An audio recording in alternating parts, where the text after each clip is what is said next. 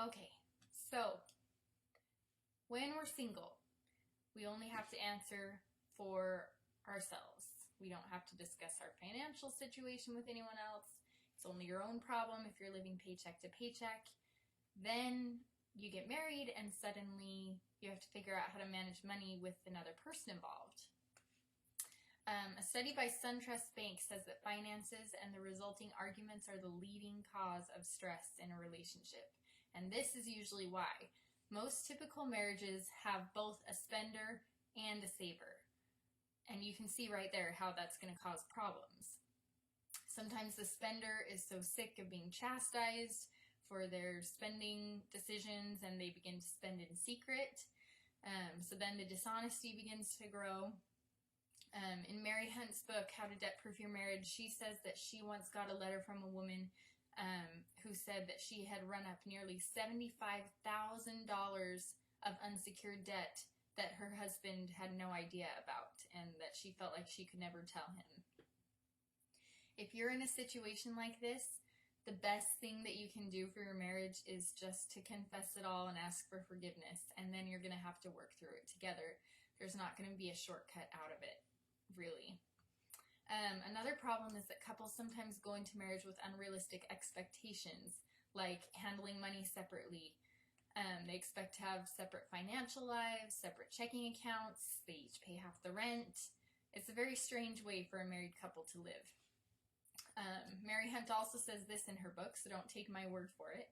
She says, a healthy marriage provides for the pooling of all resources, has a system of checks and balances, and in turn provides security for long-term investment. Prenuptial agreements and separate financial lives say in very loud terms, don't expect me to be here for long. Another unrealistic expectation is a one-income family and a double-income lifestyle. Most people get married with the intention of one person staying home when the children come along, but then they get so comfortable in their expensive lifestyle that they can't seem to say goodbye to that once the kids do come along.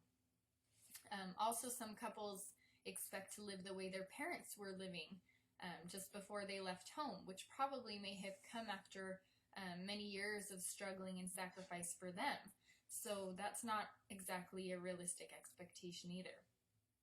So the correct way to manage your money within a marriage is to pool all your resources and be partners, much like you would be with a partner in a business. You wouldn't want to launder money or be dishonest with a business partner, of course. And just like you create other boundaries and expectations when you get married, you should also be creating boundaries and expectations about spending money when you get married. Given that the leading cause of stress in a relationship is money and the resulting strain, you can imagine how much less strain your marriage would be under if you didn't have to argue about it at all. I'll talk a little bit more about how to do that later on in another live video, but for now, there's something to think about. Think about your own financial fidelity or future financial fidelity if you're not currently married.